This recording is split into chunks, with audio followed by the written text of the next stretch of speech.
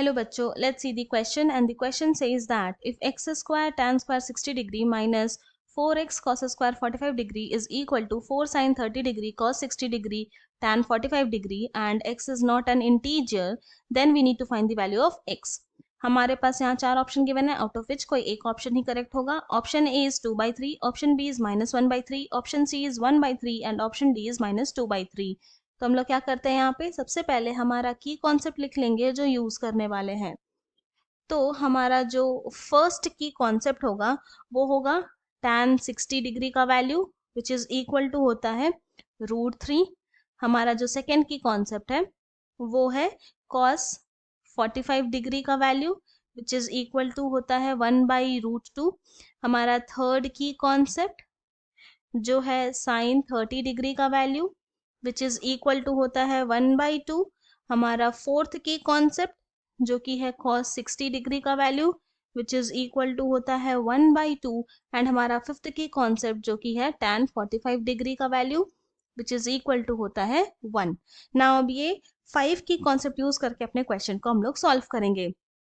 तो हमें यहाँ पे क्या गिवन है कि x square tan square 60 degree x square tan square 60 degree minus 4x cos square 45 degree is equal to 4 sin 30 degree multiplied by cos 60 degree multiplied by tan 45 degree है. तो अब अपना की कॉन्सेप्ट्स लगाते हैं. तो दिस सिंप्लाइज यहाँ हो जाएगा एक्स स्क्वायर tan 60 डिग्री है √3, तो tan स्क्वायर 60 डिग्री क्या हो जाएगा √3 का square minus 4x cos 45 degree है 1/√2, तो cos स्क्वायर 45 डिग्री क्या हो जाएगा 1/√2 का square is equal to 4 multiplied by sin 30 degree है 1/2 मल्टीप्लाइड बाई cos 60 डिग्री है 1/2 मल्टीप्लाइड बाई tan 45 डिग्री है 1.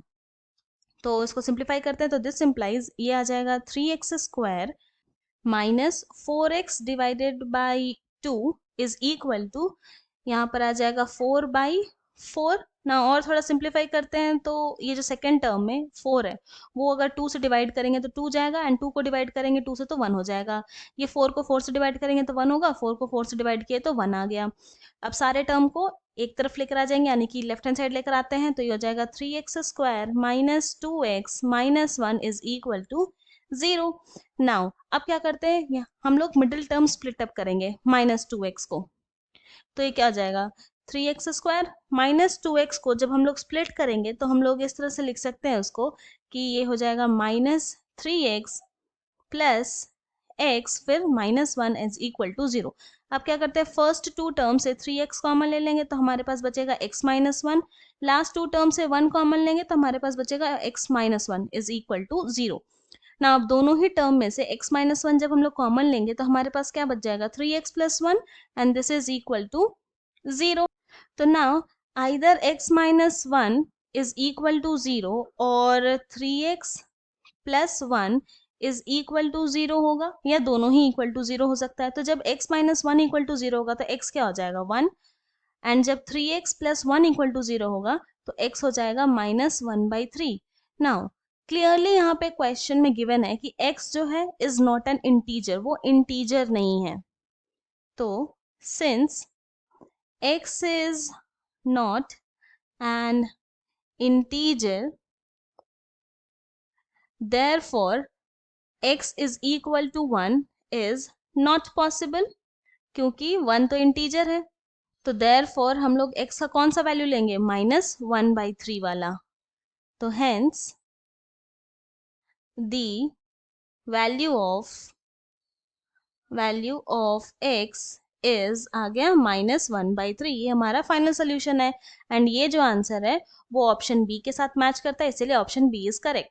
आई hope you have understood it well. Thank you and best of luck.